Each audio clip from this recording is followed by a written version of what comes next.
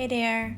Today I want to share my thoughts on a prime lens from Sony, the 35mm f1.8 for the full frame system.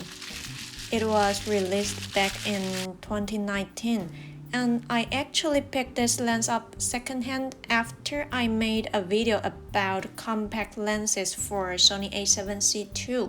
Many of my viewers recommended in the comment area, so I couldn't help but wonder just how good it is. So in this video I want to show you some images I took with this lens, but more importantly I want to share my thought process leading up to my decision to buy it, and you can decide whether this is still worth buying in 2024. First off, this lens is super lightweight and compact, only about 280 grams. That's a big win if you're looking for something versatile that won't weigh you down, especially for travel or street photography. Build quality feels solid, and it even has weather and dust sealing, which is awesome for shooting outdoors. With a maximum aperture of f1.8, it does great in low light, and it gives you that nice background blur we all love. Usually when we talk about a 35mm lens, you probably won't be thinking about large bokeh balls.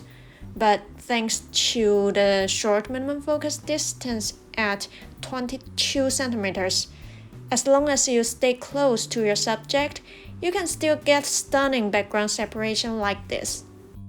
The bokeh is generally smooth thanks to the 9 rounded aperture blades. When you step down to f4, you can see a little bit of blade edges, but it's still smooth in general.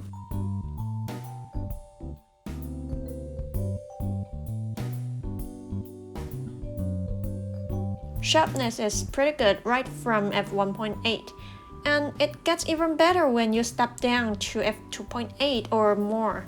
It's versatile enough for landscapes, lifestyle, portrait, low light, you name it. Just keep in mind that there's some degree of chromatic aberration at wider apertures. When you stack it up against other options like the Sony 35mm f1.4 GM or the Sigma 35mm f1.4, this one really shines in terms of portability and price.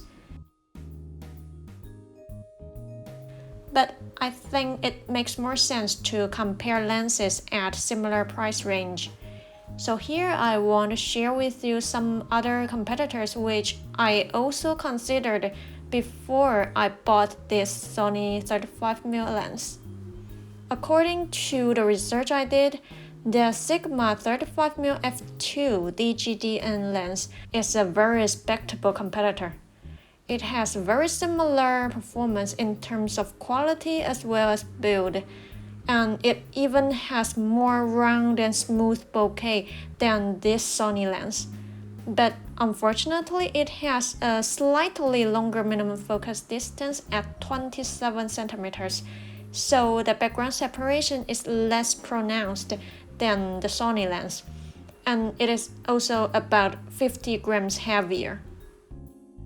Another lens I considered is the Samyang 35mm f1.8, which is only about half the price of the Sony lens, and it's even more lightweight and compact.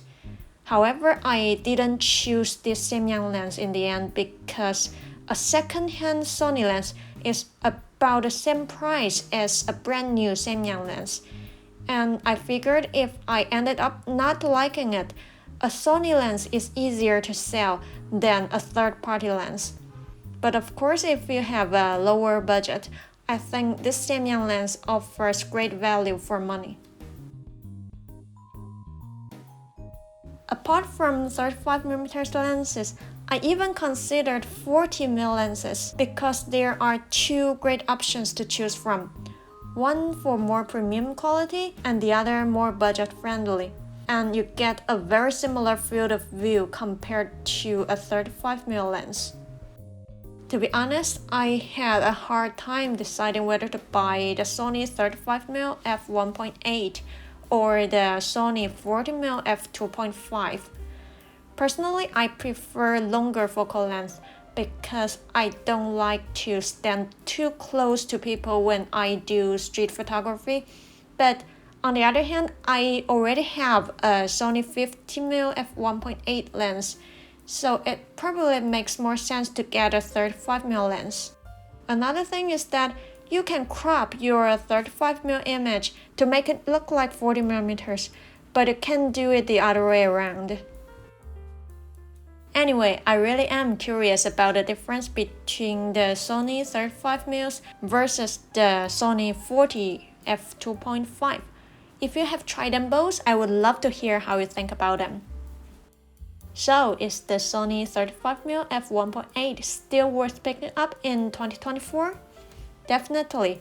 Its lightweight design, solid performance, and versatility make it a fantastic option for anyone who loves photography. While it might not be perfect, it's still a reliable lens that gets the job done. If you're in the market for a compact prime lens that won't weigh you down, I'd say the Sony 35mm f1.8 is definitely worth considering.